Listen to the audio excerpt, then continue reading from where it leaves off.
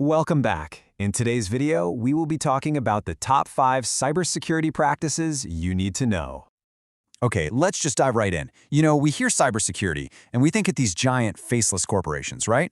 But the truth is, it's hitting small businesses and even just regular people really, really hard. So to kind of put this all into perspective, I've got a question for you. How much do you think just one single cyber attack costs a small business? Ready for this? $120,000. And listen, that's just the starting point. It can shoot past $1 million easy.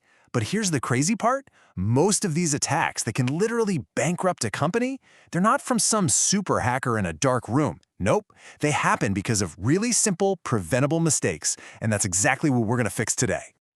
Okay, let's kick things off with Section 1, your digital locks. This is all about the fundamentals. I want you to think of these first 2 tips as the actual locks on the doors and windows of your digital life. Simple, but absolutely essential. First on the list, passwords. And I'm not talking about password 123 with a fancy exclamation point. No way. A strong password is long, it's messy, it's a pain to remember. We're talking 12 or more characters, a jumble of symbols, numbers, the whole shebang. So how on earth do you remember all that? Well, you don't. That's what a password manager is for. It's an app that does all the heavy lifting, creating and remembering these super strong digital keys for you. And you really need to understand why this matters so much.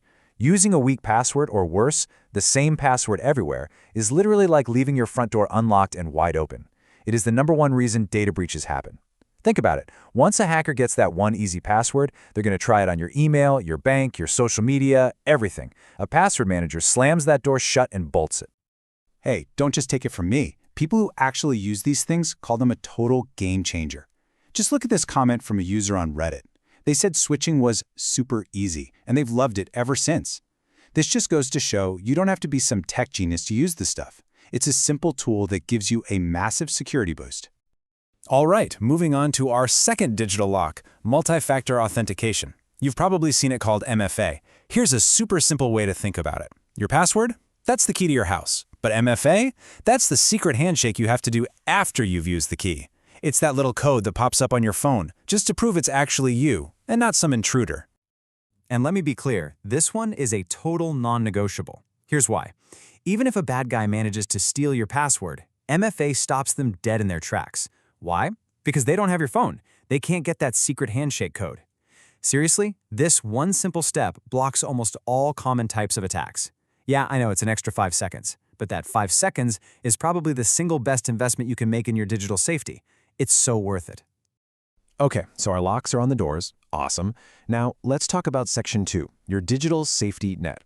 Think of these next 2 tips as your insurance policy. This is the stuff that's going to catch you if, for some reason, something still manages to go wrong. So, our third big practice is software updates. You know that little notification that pops up on your phone or computer? It's super easy to ignore, right? But it's not just about getting cool new emojis or features. Most of the time, those updates are plugging up security holes, actual weaknesses that hackers have found and are trying to exploit.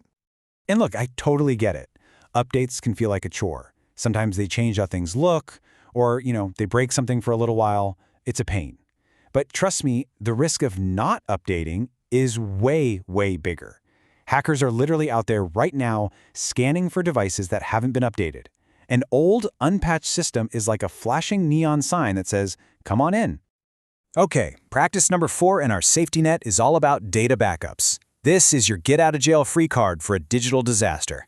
I'm especially talking about this nasty thing called ransomware. It's where criminals digitally kidnap your files, lock them up, and then demand a fortune to give you the key. It's awful. But if you have a good backup, you can basically just restore everything and tell the bad guys to take a hike. It gives you all the power. So, what's a good backup? Easy. Just remember the 3-2-1 rule.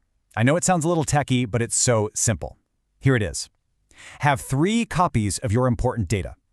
Keep those copies on 2 different kinds of media, so like one on your computer and one on an external hard drive. And finally, keep one of those copies completely off-site. That could be in the cloud or even an external drive you keep at a friend's house. That's it. 3-2-1. Simple. All right, so we've got our locks, we've got our safety nets. We should be totally safe, right? Well, what's the one thing that can still get past all of that? You might be thinking it's some crazy advanced piece of hacking software, but no.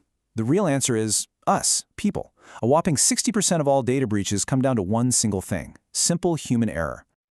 And that brings us to our final section, Section 3, the human firewall. And honestly, this might just be the most important one of all. If we as humans are the biggest weakness, then the answer isn't to blame people. The answer is to turn that weakness into our greatest strength. It's time to build a human firewall. And this is our fifth and final practice, security awareness training. And no, this isn't about sitting through some boring 2-hour PowerPoint presentation. Not at all. It's about building smart digital habits. It's learning to get that little spidey sense tingle when you see a weird email. It's about knowing not to click on that sketchy-looking link. It's just being a little more savvy online. And here's the payoff, and it's huge. When you and your team know what to look for, you stop being a potential risk, and you become your #1 security asset. You become the eyes and ears, spotting threats before they can cause any real damage. Think about it. The tiny cost of learning these skills is nothing, absolutely nothing, compared to the massive 6-figure cost of a breach that happens because of one wrong click. Okay, that was a lot of info, I know. So let's boil it all down into something you can actually do, right now. Here's your action plan checklist. This is your Do It This Week list. Seriously, grab your phone, take a screenshot of this. Your mission, should you choose to accept it, is to do these 4 things this week. 1. Set up a password manager. 2. Turn on MFA, at least for your email and your banking apps. 3. Just schedule a monthly reminder to check that your backups are working. And 4. Write down a few simple security rules for your family or your team. This is it. This is how you start to feel in control. So, I'll leave you with this one question. Looking at that list, what's the one thing you're going to do first? What's your first step to being more secure? That's a wrap for today's breakdown. Thanks for watching CyberSec Insights. Make sure to subscribe, stay sharp, and keep your defenses strong. Until next time, stay secure out there.